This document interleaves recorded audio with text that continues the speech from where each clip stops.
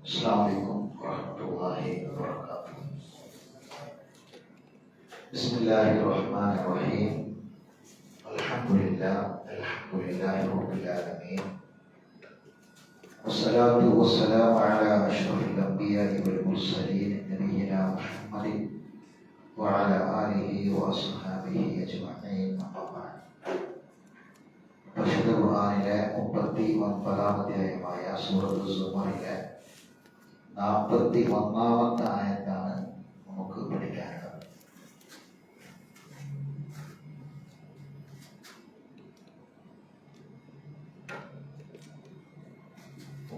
ാമത്തെ ആയത്ത് മുതൽ നമ്മൾ ഒരുമിച്ച് കൂടാം. അഊദു ബില്ലാഹി മിനശ് ശൈത്വാനിർ റജീം. ബിസ്മില്ലാഹിർ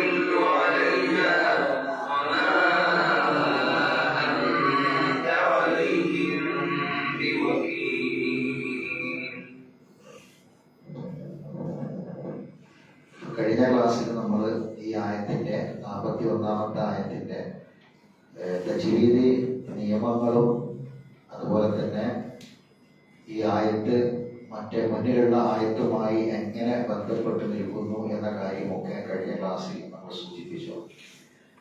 കഴിഞ്ഞ ക്ലാസ്സിൽ ഇനി നമ്മളത് ആവർത്തിക്കുന്നില്ല. കഴിഞ്ഞ ക്ലാസ്സിൽ ഇല്ലാത്ത ആരെങ്കിലും ഉണ്ടെങ്കിൽ ജസ്റ്റ് ഒന്നും കൂടി ഈ ആയത്തിന്റെ ഒന്ന് പറഞ്ഞു പോകുക മാത്രമാണ്. കാരണം നമ്മളൊരു ആയത്ത് പഠിക്കുമ്പോൾ ആ ആയത്തിന്റെ അർത്ഥം മാത്രം പഠിച്ചു പോവുക എന്നതല്ല, മറിച്ച് പരിശുദ്ധ ഖുർആൻ എങ്ങനെ പഠിക്കണം എന്ന് നമ്മളോട് കൽപ്പിച്ചിട്ടുണ്ടോ അതുപോലെ പഠിക്കുക എന്നുള്ളതാണ് നമ്മൾ ഉദ്ദേശിക്കുന്നത്. അപ്പൊ അതിൽ ഏറ്റവും പ്രധാനപ്പെട്ടത് നബിയോട് അമ്മ പറഞ്ഞല്ലോ, നാം താങ്കൾക്ക് ഊതിത്തരും. ആ ഊത്ത് നമ്മുടെ ഖുർആൻ എന്ന് പറഞ്ഞാൽ ഖുർആൻ എന്നുള്ള അർത്ഥത്തിലല്ല, ഖുർആൻ കേൾക്കുന്ന അർത്ഥത്തിലല്ല, മറിച്ച് അവിടെ ഖിറാഅത്ത് പാരായണം ഫത്തബി ഖുർആനാണ്. ആ ഓതിത്തരുന്നത് നീ പിൻപറ്റുക. ഫത്തബിയ ഖുർആന തുമ്മ ഇന്ന അലൈന ബയാന. പിന്നെ നമ്മുടെ മേൽ അതിന്റെ വിശദീകരണം നമ്മുടെ ബാധ്യതയാണ്. അപ്പൊ അവിടെ നമ്മൾ എങ്ങനെയാണോ നമ്മൾ ഈ ഖുർആനിന്റെ ആയത്തിനെ ഓടേണ്ടത് അത് ആദ്യം ആ രൂപത്തിൽ നമ്മൾ പഠിക്കണം. എന്നിട്ടാണ് നമ്മൾ അതിന്റെ ആശയത്തിലേക്കും അതിന്റെ വിശദീകരണത്തിലേക്കും തഫ്സീറിലേക്കും അതിന്റെ തദബ്ബൂറിലേക്കും ഒക്കെ നമ്മൾ കടക്കേണ്ടത്. അപ്പൊ അതുകൊണ്ട് പിന്നെ കഴിഞ്ഞ ക്ലാസ്സിൽ പറഞ്ഞ കാര്യം കഴിഞ്ഞ ക്ലാസ്സിൽ ഇല്ലാത്ത നമ്മൾ ചെന്നൈയെ സംബന്ധിച്ചിടത്തോളം പല ആളുകൾ അവരോടൊക്കെ മാറി മാറി ഈ കഴിഞ്ഞ ആഴ്ച ക്ലാസ്സിലുള്ളവർക്ക് ഈ ആഴ്ച ഉണ്ടാവില്ല, ഈ ആഴ്ച ഉള്ളവർ കഴിഞ്ഞ ആഴ്ച ഉണ്ടായിട്ടുണ്ടാവില്ല. അപ്പൊ അതൊക്കെ അങ്ങോട്ട് മാറി മാറി വരും. അപ്പൊ ഏതായിരുന്നാലും ഒന്ന് ഞാൻ പെട്ടെന്ന് പറഞ്ഞു പോകാം.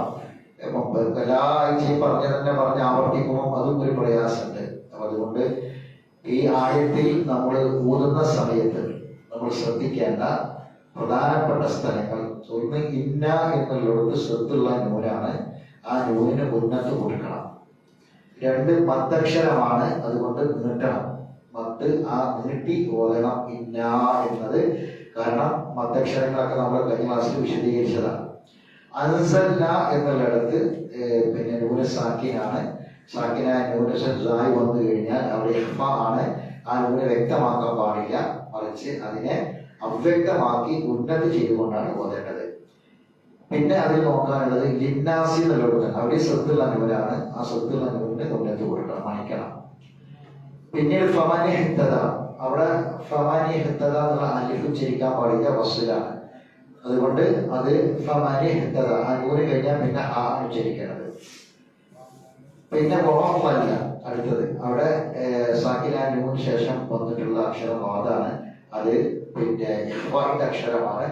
അതുകൊണ്ട് തന്നെ ഉന്നത്ത് കൊടുക്കണം. ആ നൂന് അവ്യക്തമാക്കി പിന്നെ മണിച്ചുകൊണ്ടാണ് ഓതേണ്ടത്. പിന്നെ ഫഇന്നമ യദല്ലു അലൈഹ, അവിടെ ശ്രദ്ധുള്ള നൂന് ഉന്നത്ത് കൊടുക്കണം. പിന്നെ വമാ അൻത അലൈഹി, അവിടെയാണ് പിന്നെ അടുത്തൊരു നിയമമുള്ളത്. അവിടെ മാ എന്ന് പറയുന്ന അക്ഷരത്തെ നിന്നിട്ടുള്ള മത്താണ്. അൻത എന്നുള്ളടുത്ത് ഇഫ്വാണ്. കാരണം സാക്കിന നൂന് താവ് വന്നു. അപ്പൊ ആ താവ് വരുമ്പോ സ്വാഭാവികമായിട്ട് സാക്കിന നൂന് ഇഫ്വാ ചെയ്തിട്ട് അവ്യക്തമാക്കി മണിച്ചു കൊണ്ടുപോകാം. ഇതാണ് ഊത്തിലെ നിയമങ്ങൾ. അപ്പൊ ഞാൻ ആ ഖിറാഅത്ത് കൂടി ഒന്നുകൂടെ തവണ ആവർത്തിച്ച് കേൾപ്പിക്കാം. ഒന്ന് കൂടെ ഊതുകയും അതിന്റെ നിയമങ്ങൾ ആ സമയത്ത് ഊതുമ്പോൾ അത് കൂടെ ഊതിയാൽ മാത്രം പോരാ, അതിന്റെ നിയമം മനസ്സിലാക്കി ചെയ്യാം. നമ്മൾ ഇപ്പൊ ഖുർആൻ വായിച്ച് നമ്മളോട് ഒരാളോട് ആയത്ത് ഓതി എന്ന് പറഞ്ഞാല് നമ്മൾ ഊതുന്ന ഒരു ഊത്തുണ്ടാവില്ല. നമ്മുടെ ക്ലാസ്സിൽ നമ്മളത് പറയില്ല, അങ്ങനെ പറയാൻ പാടില്ല എന്നാണ്. മുതിർന്ന ആളുകളുടെ ക്ലാസ് ആകുമ്പോൾ ഒരുമിച്ചാണ് നമ്മൾ ഓതേണ്ടത്. ഒരുമിച്ചാണ് ചോദ്യങ്ങൾ, ഒരുമിച്ചാണ് ഉത്തരങ്ങളൊക്കെ. സെപ്പറേറ്റ് ഓരോരുത്തരോട് ചോദിക്കാൻ പാടില്ല എന്നുള്ളതാണ്. അപ്പൊ ഇവിടെ നമ്മളോട് ചോദിച്ച് സങ്കല്പിക്കാം. അപ്പൊ നമ്മളോട് ഒരാൾ ആയത്ത് ഓതി എന്ന് പറഞ്ഞാൽ അള്ളാന്റെ കലാമാണ്, നമുക്ക് ചോദ്യമായി ഓതാൻ പറ്റില്ലല്ലോ. അപ്പൊ നമ്മൾ ഓതുന്ന സമയത്ത് നമ്മളെ ഊത്തും ഈ നമ്മൾ ഈ കേൾക്കുന്ന ഊത്തും തമ്മിൽ എത്ര വ്യത്യാസം ഉണ്ടെന്ന് നമുക്ക് നമ്മളിത് കേൾക്കുമ്പോൾ മനസ്സിലാവും. അപ്പൊ ആ വ്യത്യാസം മനസ്സിലാക്കിക്കൊണ്ട് ഊത്ത് നന്നാക്കി ഖിറാഅത്ത് നന്നാക്കി അത് ഓതാൻ വേണ്ടി നമ്മൾ ശ്രമിക്കുക. അപ്പൊ ഞാൻ ഊത്ത് കേൾപ്പിക്കാം, അതിന്റെ കൂടെ ആവർത്തിച്ചു.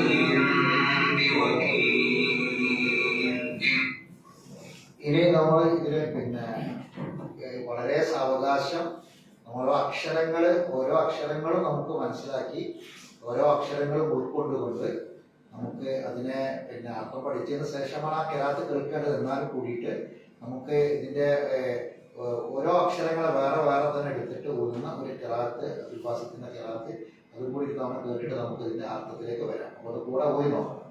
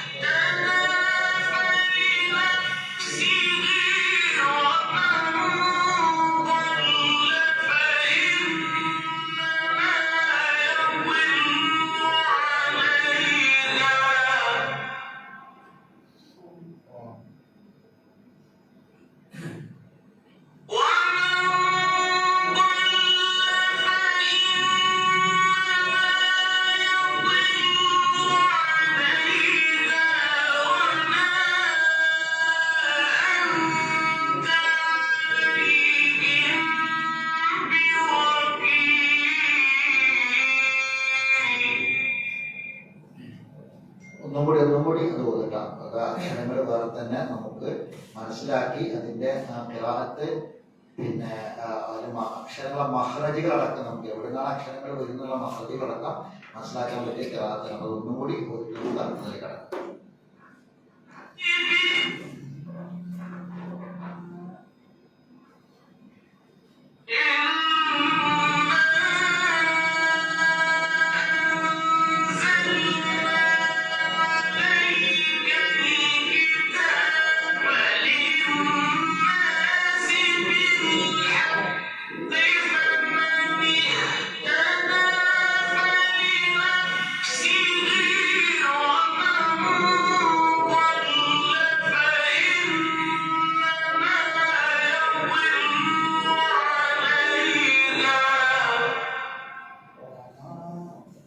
ശ്രദ്ധിക്കേണ്ട ഒരു കാര്യം എന്ന് വെച്ചാൽ ഈ ഖിറാഅത്ത് പിന്നെ ഇതില് 3 സ്ഥലത്ത് നമ്മൾ സാധാരണ ഓതുമ്പോൾ നേരത്തെ ഖിറാഅത്ത് കേട്ടപ്പോൾ വഖഫ് ചെയ്ത 3 സ്ഥലമുണ്ട്. ഏതൊക്കെയാണ്?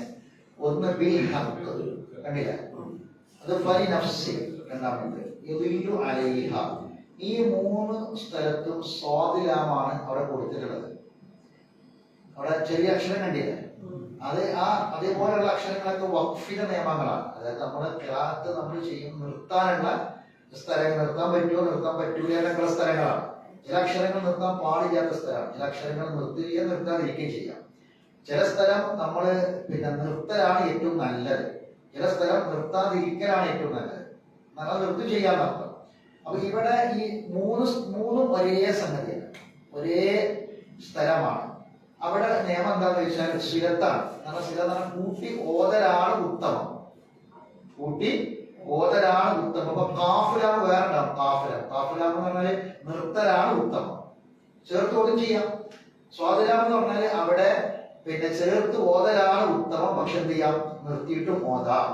അപ്പൊ ഇവിടെ ഈ കാര്യം പരിഗണിച്ചിട്ടുള്ളത് അത് 3 എന്താണ്, കൂട്ടി ഓതുക എന്നുള്ളതാണ്. അതുകൊണ്ടാണ് ഈ പിന്നെ യദില്ലു അലൈഹ എന്നോട് നിർത്തിയിട്ട് വീണ്ടും അവിടെ നിർത്തിയ പിന്നെ അവിടെ യദില്ലു അലൈഹ പിന്നെ എന്ത് ചെയ്യേണ്ട, ചേർത്ത് ഓതേണ്ട കാര്യമില്ല. ശരിക്കും അവിടെ അവാനത്താലേക്ക് ഒറ്റയൊന്നും ഓതാം, മുന്നിൽ നിർത്തി ഓതേണ്ട കാര്യമില്ല.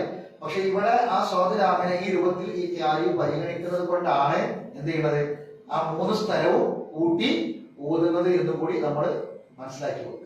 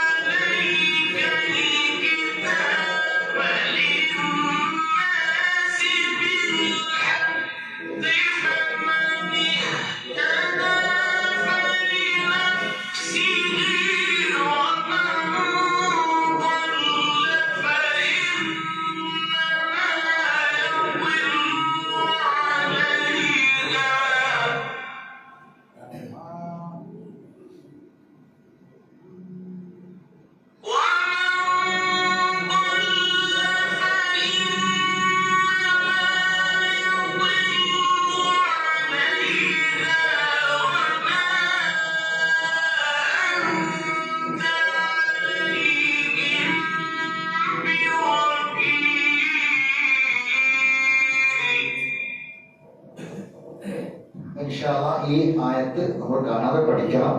കാണാതെ നമ്മൾ കഴിഞ്ഞ ക്ലാസ്സിൽ ഈ ഒരു ക്ലാസ് മുഴുവൻ എടുത്തത് ഇതിന്റെ ആയത്ത് ഇത് കാണാതെ പഠിപ്പിക്കാൻ വേണ്ടി തന്നെയായിരുന്നു ആ ക്ലാസ് മുഴുവൻ നമ്മൾ എടുത്തത്. അപ്പൊ ഇനി ഇതിന്റെ അർത്ഥത്തിലേക്ക് നമ്മൾ കിടക്കുകയാണ്.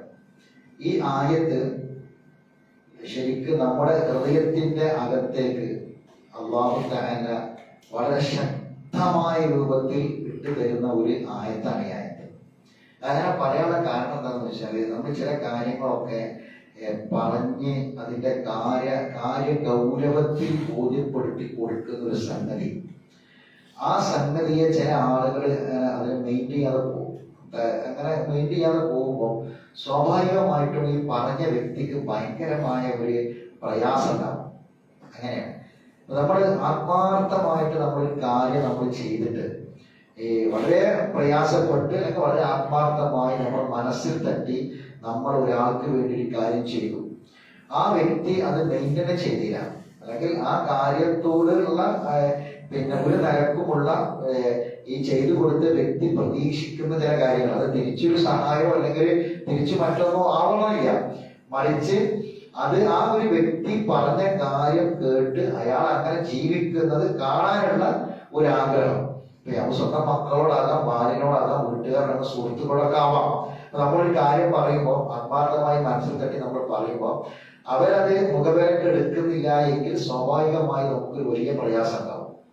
പിന്നെ എന്താ ഉണ്ടാകാന്ന് വെച്ചാൽ കുറെ പറഞ്ഞ് ബോധ്യപ്പെടുത്തി കൊടുത്തിട്ടും അങ്ങനെ തന്നെ ആവർത്തിക്കുമ്പോൾ പിന്നെ പോണ രൂപത്തിൽ പോകട്ടെ എന്ന് നമ്മൾ തീരുമാനിക്കും. ഇവിടെ അല്ലാഹു തആല നമ്മൾ ഇതിന് നേരെ വായിച്ച ആയത്തിൽ പിന്നെ 2 ആയത്തിൽ 38, 39, 40 ആയത്തിൽ അള്ളാഹു ചില കാര്യങ്ങൾ വ്യക്തമായി നമുക്ക് പറഞ്ഞു തരുന്നുണ്ട്. അത് ഇനി ആവർത്തിക്കഴിഞ്ഞാൽ പഠിച്ച ആൾക്കാർക്ക് അറിയാം.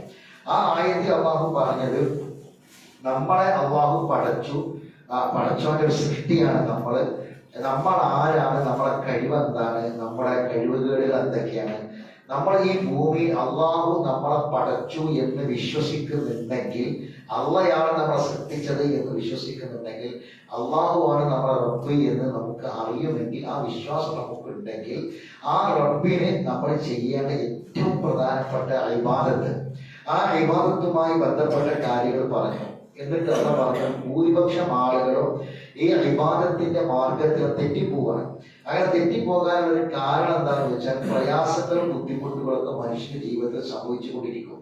അതിങ്ങനെ ഒരു തരത്തിൽ അല്ലെങ്കിൽ മറ്റു രൂപത്തിൽ ഇങ്ങനെ വരുമ്പോൾ ഒക്കെ സന്തോഷമാണ്, റാഹത്താണ്, എല്ലാം ഹൈറാണ് എങ്കിൽ മനുഷ്യനെ സംബന്ധിച്ചിടത്തോളം അവനൊരു പരാതി ഉണ്ടാവില്ല, ഒരു പ്രശ്നം ഉണ്ടാവില്ല, അവനങ്ങനെ പോകും. എന്നാൽ ഇടയ്ക്ക് അവ പരീക്ഷണങ്ങൾ കൊണ്ട് അവരെ നേരിടുമ്പോൾ എന്തെങ്കിലും ദുരന്തങ്ങളോ ബുദ്ധിമുട്ടുകളോ ഒക്കെ വന്ന് പ്രയാസങ്ങൾ വരുമ്പോൾ അവന്റെ ജീവിതം ആകെ താളം തെറ്റും, ആകെ മാറി മറിയും.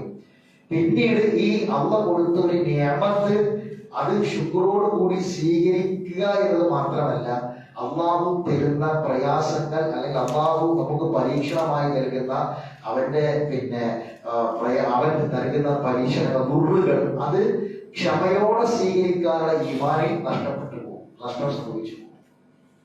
ഇത് വളരെ പ്രധാനപ്പെട്ട ഒരു പോയിന്റാണ്. 2 വിഭാഗമുണ്ട്. ഒന്നെന്താന്ന് വെച്ചാൽ അള്ളാഹ് കൊടുക്കുന്ന നിയമത്തിലൊന്നും ശുക്ർ കാണിക്കൂല, അള്ളാഹു ഇനി വല്ല ദുർറും കൊടുക്കുകയാണെങ്കിൽ അതിൽ ക്ഷമിക്കൂല. ചില ആൾക്കാർ അങ്ങനെയാണ്. എന്നാൽ ചില ആളുകളെ സംബന്ധിച്ചിടത്തോളം അവര് ഈ അള്ളാഹു നൽകുന്ന അനുഗ്രഹങ്ങളൊക്കെ അതിനൊക്കെ ശുക്ർ കാണിക്കുക, ആ ബോധമൊക്കെ ഉണ്ട്. പക്ഷെ എന്തെങ്കിലും ഒരു പ്രയാസങ്ങളും ബുദ്ധിമുട്ടുകളും പെട്ടെന്ന് മാറി വരുമ്പോ ഇത് എനിക്ക് നിഅമത്ത് തന്ന റബ്ബ് തന്നെയാണ് ഈ പ്രയാസവും എനിക്ക് തന്നിട്ടുള്ളത് എന്ന് മനസ്സിലാക്കി അതിൽ സബർ കാണിക്കാൻ, ശുക്റും കാണിക്കണം, സബറും കാണിക്കണം. ശുക്ർ മാത്രം പോരാ, സബറും കാണിക്കണം. ശുക്രിനേക്കാൾ പ്രധാനമാണെന്ത്? സബർ. അത് വളരെ പ്രധാനമാണ്. കാരണം എന്താണെന്ന് വെച്ചാൽ നമുക്കൊരു സംഗതി ഇപ്പൊ നല്ല ഭക്ഷണം അൽഹംദുലില്ലാ എന്ന് പറയാൻ നമുക്ക് മടിയൊന്നും ഉണ്ടാവില്ല. അൽഹംദുലില്ലാ എന്ന് ഒരു ഹൈറ് കിട്ടിയാൽ അതിന് നന്ദി പറയാനും ശുക്ർ പറയാനും പ്രയാസമൊന്നുമില്ല.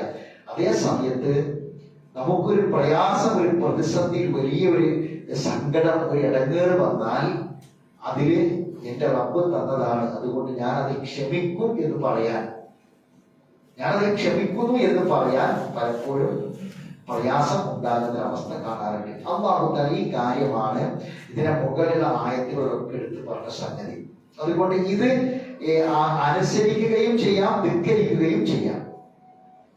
എന്നാൽ അള്ളാഹു പറയാൻ നിങ്ങൾക്ക് ഞാനിതാ ഒരു സത്യം ഇറക്കി തന്നിരിക്കുന്നു. ഇതൊരു സത്യമാണ്, യാഥാർത്ഥ്യമാണ്. ഇതിലൊരു സംശയത്തിന്റെ ആവശ്യമില്ല. നമ്മൾ ദാലിക്കൽ കിതാബ് ലാ റൈബ ഫീഹി എന്ന് പറയല്ലോ. ആ ലാ റൈബ ഫീഹിയുടെ മറ്റൊരു ഭാഗമാണ് ഈ നമ്മൾ വായിക്കാൻ പോകുന്ന ആയത്തുകൾ. അപ്പൊ ഖുർആനിൽ നോക്കി, ഇന്ന ഇന്ന തീർച്ചയായും നാം, ഇന്ന പ്ലസ് ന എന്നാണ്. ഇന്ന എന്ന് പറഞ്ഞാൽ തീർച്ചയായും, ന എന്ന് പറഞ്ഞാൽ നാം എന്നാണ്. അറിയുന്ന ആൾക്കാർ അറിയാത്ത ആൾക്കാർക്ക് വേണ്ടിയിട്ടൊന്ന് ക്ഷമിക്കാം. ഇന്ന എന്ന് പറഞ്ഞാൽ തീർച്ചയായും, ന എന്ന് പറഞ്ഞാൽ നാം എന്നാണ്. ഇത് രണ്ടും കൂടി കൂട്ടിയതാണ് ഇന്ന എന്ന് പറയുന്നത്, തീർച്ചയായും നാം. പിന്നെ അടുത്ത വാക്ക് എന്താണ്?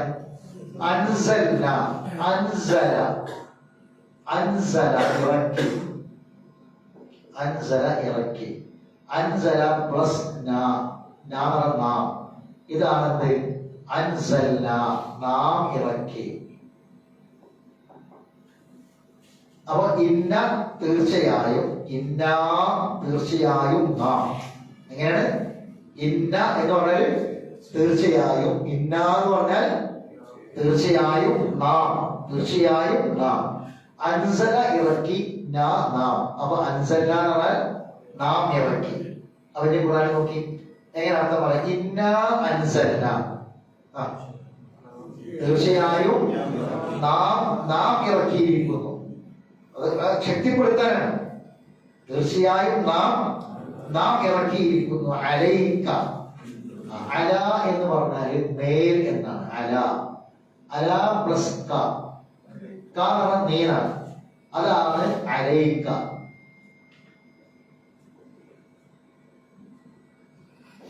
അല പ്ലസ് ക, അലൈക, നിന്റെ മേൽ, നിന്റെ മേൽ. അപ്പൊ തീർച്ചയായും നിന്റെ മേൽ നാം ഇറക്കിയിരിക്കുന്നു. അർത്ഥകരമായി കൂടാതെ നോക്കി, ഇന്ന തീർച്ചയായും നാം, അൻസൽന നാം ഇറക്കിയിരിക്കുന്നു, അലൈക നിന്റെ മേൽ, അലൈക നിന്റെ മേൽ. അൽ കിതാബ, അൽ കിതാബ്, കിതാബ് എന്ന് പറഞ്ഞ പുസ്തകമാണ്. അൽ കിതാബ് എന്ന് പറഞ്ഞ ഈ ഗ്രന്ഥം. അതാണ് അലിഫ്ലാം ചേരുമ്പോഴുള്ള വ്യത്യാസം. അൽ കിതാബ് ഈ ഗ്രന്ഥം, അലൈക്കൽ കിതാബ് തീർച്ചയായും നിന്റെ മേൽ നാം ഈ ഗ്രന്ഥം ഇറക്കിയിരിക്കുന്നു. തീർച്ചയായും നിന്റെ മേൽ നാം ഈ ഗ്രന്ഥം ഇറക്കിയിരിക്കുന്നു. ലിന്നാസി, ലി പ്ലസ് അന്നാസ്. ലി എന്ന് പറഞ്ഞാൽ എന്ന് പറയാനാണ്. ലി എന്ന് പറഞ്ഞാൽ ലി അന്നാസ് ജനങ്ങൾ. അപ്പൊ ലിന്നാസി എന്ന് പറയുമ്പോ അവിടെ ഈ അരിപ്പൊടി ചേർത്ത് കൊടുത്തിട്ട് ലിന്നാസി, ലിന്നാസി അതാണ് ലി പ്ലസ് അന്നാസ്, ജനങ്ങൾക്ക് വേണ്ടി, ജനങ്ങൾക്ക്. ലി പ്ലസ് അന്നാസ്. അപ്പം ലിന്നാസി ജനങ്ങൾക്ക് വേണ്ടി. അപ്പൊ എങ്ങനെ അർത്ഥമാണ്? ഇന്ന തീർച്ചയായും നാം, അൻസൽന നാം ഇറക്കിയിരിക്കുന്നു, അലൈക നിന്റെ മേൽ, അൽ കിതാബ ഈ ഗ്രന്ഥം, ഈ ഗ്രന്ഥം തീർച്ചയായും നിന്റെ മേൽ നാം ഇറക്കിയിരിക്കുന്നു. ലിന്നാസി ജനങ്ങൾക്ക് വേണ്ടി, ജനങ്ങൾക്ക് വേണ്ടി, ജനങ്ങൾക്കായിട്ട്. ബിൽ ഹഖ് സത്യപ്രകാരം. ഹക്ക് എന്ന് പറഞ്ഞാൽ സത്യം. ബി എന്ന് പറഞ്ഞാൽ കൊണ്ട്. ബി പ്ലസ് അൽ ഹഖ് സത്യം. അതാണ് ബി പ്ലസ് ഹക്ക് ആണ് എന്ത്? ബിൽ ഹഖ്. ബിൽ ഹഖ് സത്യപ്രകാരം, അല്ലെങ്കിൽ സത്യവുമായി കൊണ്ട് എന്നൊക്കെ പറയും. മനസ്സിലായില്ലേ? അപ്പൊ സത്യപ്രകാരമുള്ള ഈ ഗ്രന്ഥം നിന്റെ മേൽ നാം ജനങ്ങൾക്കായി ഇറക്കിയിരിക്കുന്നു. മനസ്സിലായില്ലേ? ഇതൊരു വലിയൊരു ഒരു അള്ളാഹുവിന്റെ ഒരു അറിയിപ്പാണ്, മുന്നറിയിപ്പാണ്. ഇന്ന അർത്ഥം പറഞ്ഞോളൂ. ഇന്ന തീർച്ചയായും നാം, അൻസൽന നാം ഇറക്കിയിരിക്കുന്നു, അലൈക നിന്റെ മേൽ, അൽ കിതാബ ഈ ഗ്രന്ഥത്തെ, ലിന്നാസി ജനങ്ങൾക്ക് വേണ്ടി, ബിൽ ഹഖ് സത്യവുമായി കൊണ്ട്, അല്ലെങ്കിൽ സത്യപ്രകാരം അങ്ങനെ അർത്ഥം പറയാം. അപ്പൊ സത്യപ്രകാരം ഈ ഗ്രന്ഥം ജനങ്ങൾക്ക് വേണ്ടി തീർച്ചയായും നിന്റെ മേൽ നാം അവതരിപ്പിച്ചിരിക്കുന്നു. നമ്മളിത് ഇങ്ങനെ ഈ ഓരോ വാക്കിന്റെ ബാക്കി നമ്മൾ എല്ലാം നമ്മൾ ഒരു ക്ലാസ്സിൽ തന്നെ പഠിക്കണില്ല, കുറേശ്ശെ പഠിച്ചാൽ മതി. പക്ഷെ എന്താ പറയുക, ഇത് നമ്മൾ ഓരോ വാക്കുകൾ ഇങ്ങനെ അർത്ഥം പറഞ്ഞ് പഠിക്കുമ്പോൾ നമുക്ക് ഇതിന് സമാനമായ ഒരുപാട് ആയത്തുകൾ നമ്മൾ ഖുർആൻ ഓതുമ്പോൾ അങ്ങനെ വരും. അപ്പൊ അവിടൊക്കെ നമുക്ക് എന്ത് ചെയ്യും, ഒരു അർത്ഥം കിട്ടും. അപ്പൊ ഇന്നാ അൻസൽനാഹു ഫീ ലൈലത്തിൽ ഖദ്ർ. അപ്പൊ ഇന്നാ തീർച്ചയായും നാം ഇറക്കിയിരിക്കുന്നു കേട്ടാ.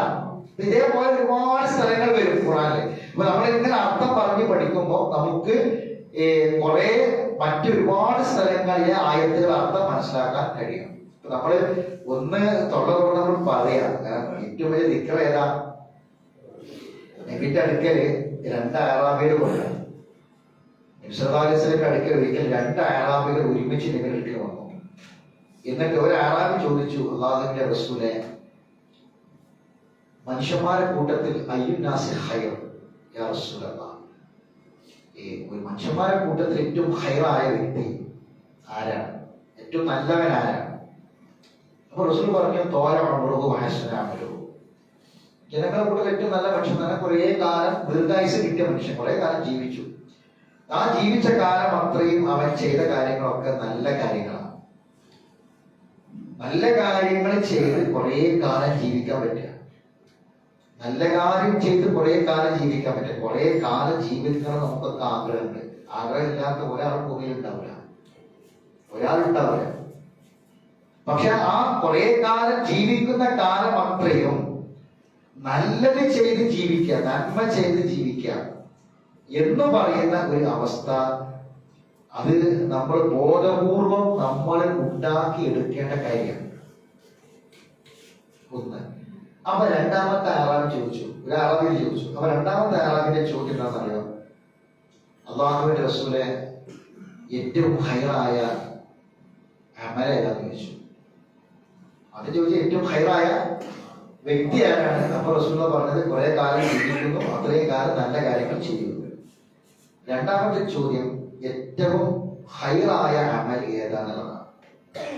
അപ്പൊ റസൂൽ ആ സമയത്ത് പറഞ്ഞു കൊടുക്കുന്ന മറുപടി, നിന്റെ നാവ് ലിസാനുക, നിന്റെ നാവ് റത്ബുൻ, അത് നനവുള്ളതായി തീരണം. ഏതുവരെ? നീ മരണഭക്താത്തുഫാരിക്കുക, നിന്റെ മരണം വരെ. നീ ഈ ദുനിയാവിൽ നിന്ന് വേർപിരിയുന്നത് വരെ നിന്റെ നാവ് ദിക്ർ കൊണ്ട് നനവുള്ളതായി തീരണം. അതാണ് ഏറ്റവും നല്ല അമൽ എന്ന് പറഞ്ഞത്. അതിനെ മറുപടി ആലോചിച്ചോണ്ടാണ്. ഏറ്റവും നല്ല അമൽ ഏതാണെന്ന് ചോദിച്ചപ്പോൾ റസൂൽ പറഞ്ഞു, നിന്റെ നാവ്, നീ ഈ ലോകത്തോട് യാത്ര പറയുന്നത് വരെ നിന്റെ നാവ് ദിക്റിന്റെ നനവ് ഉള്ളതായി തീരുക എന്നുള്ളതാണ്. അല്ലെ? ഏറ്റവും വലിയ ദിക്ർ ഏതാ? ഏറ്റവും വലിയ ദിക്ർ ഏതാ? ഏറ്റവും വലിയ ദിക്ർ ഏതാ? ഏറ്റവും വലിയ ദിക്ർ ഏതാ?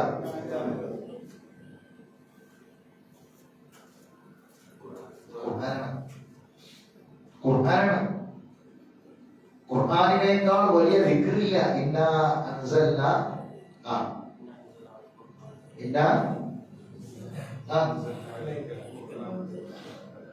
എത്ര സ്ഥലത്ത് ഖുർആൻ പറഞ്ഞിട്ടുണ്ട്? ആവർത്തിച്ചാവർത്തി ഖുർആൻ ദിക്റാണ്, ദിക്റിനുള്ളതാണ്.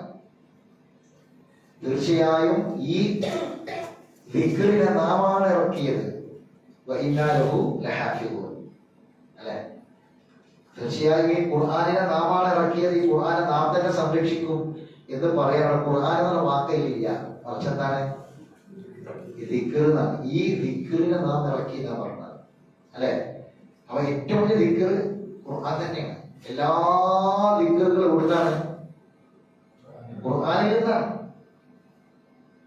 ഖുർആൻ ഫദ്കുർ റബ്ബക ഫീ നഫ്സിക, അല്ലെ? ഫദ്കുർ റബ്ബക ഫീ നഫ്സിക, നിന്റെ മനസ്സിൽ നീ ദിക്ർ ചെയ്യണം. റബ്ബിനെ ദിക്ർ ചെയ്യണം നിന്റെ മനസ്സിലാണ്. ഫീ നഫ്സിക, എല്ലാ ദിക്റും ഇവിടുന്ന വരട്ടെ, ഉള്ളിന്ന് വരണം. ഉള്ളൊരു ദിക്ർ വരണമെങ്കിൽ എന്ത് വേണം? ഖുർആനിലെ ദിക്ർ മനസ്സിലാക്കണം അല്ലെ? ഇപ്പൊ നമ്മള് അയ്യാമത്തെ ശരിക്ക് കഴിഞ്ഞു, 30 ദിവസങ്ങളായിട്ടുള്ളൂ. അയ്യാമത്തെ ശരിക്കിന്റെ പ്രത്യേകത എന്താണ്? അയ്യാമോ അക്കിലും ഷുർബിൻ, പിന്നെ ഒന്നുകൂടി ഉണ്ടല്ലോ വദിക്കിരിൻ. അയ്യാമോ അക്കിലും ഷുർബിൻ വദിക്കിരിൻ. അയ്യാമത്തെ ശരിക്ക് തിന്നുകയും കുടിക്കുകയും, നല്ലോണം തിന്ന് കുടിക്കും വേണം, പിന്നെ ദിക്റും ചൊല്ലണം. ഇതാണ് അയ്യാമത്തെ ശരിക്ക്. നല്ലോണം ഇറച്ചി തിന്നണം, കൊളസ്ട്രോൾ അല്ലെങ്കിൽ അതൊന്നും പേടിക്കണ്ട. ആ ദിവസങ്ങളിൽ അങ്ങനെയാണ്. അത് കാരണം ഈ തടി ആര് പടച്ചതാണ്? പടച്ചോ ഈ ദിവസങ്ങൾ ആരുണ്ടാക്കിയതാണ്? പടച്ചോ ഉണ്ടാക്കിയത്. അപ്പൊ നമ്മൾ ഈ കർക്കിടക വാവിൽ നല്ലോണം തിന്നണം എന്ന് പറയില്ലേ നമ്മുടെ നാട്ടിൽ ഭയമക്കാര്? ആ ദിവസങ്ങളിൽ തിന്നണം എന്ന് പറയണ്ട അല്ലെ? അപ്പൊ നമ്മള് അത് തിന്നാൻ പറഞ്ഞ ദിവസം എന്ത് ചെയ്യണം? തിന്നണം. അപ്പൊ തീറ്റ മാത്രമല്ല, ഒതുക്കിരി അല്ലെ? നമ്മൾ ചൊല്ലിയ അയ്യാമത്തെ ശരിക്ക് ഏറ്റവും കൂടുതൽ ചൊല്ലിയ ദിക്ർ ഏതാ? അയ്യാമത്തെ ശരിക്ക് ഏറ്റവും കൂടുതൽ ചൊല്ലിയ ദിക്ർ ഏതാ? അല്ലാഹു അക്ബർ അല്ലെ? അല്ലാഹു അക്ബർ ഇതല്ലേ ചൊല്ലിയത്? ലാ ഇലാഹ ഇല്ലല്ലാഹു അല്ലാഹു അക്ബർ, അല്ലാഹു അക്ബർ. എവിടെയാണ് ഖുർആനിൽ കൽപ്പന ഉള്ളത്? ഖുർആനിൽ എവിടെ കൽപ്പന ഉള്ളത്? എവിടെയാണ് ഈ ദിക്ർ ഖുർആനിൽ കാണാൻ? ഈ ദിക്ർ ഖുർആനിൽ ഒരു ആയത്തിലുണ്ട്. അല്ലാഹു അക്ബർ, അല്ലാഹു അക്ബർ, ലാ ഇലാഹ ഇല്ലല്ലാഹു അല്ലാഹു അക്ബർ, അല്ലാഹു അക്ബർ വലില്ലാഹിൽ ഹംദ്, ഖുലിൽ ഹംദുലില്ലാഹ്, ഖുലിൽ ഹംദുലില്ലാഹ് അല്ലദീ ലം യത്തഖിദ് വലദ വലം യകുൻ ലഹു ശരീകുൻ ഫിൽ മുൽക്ക്.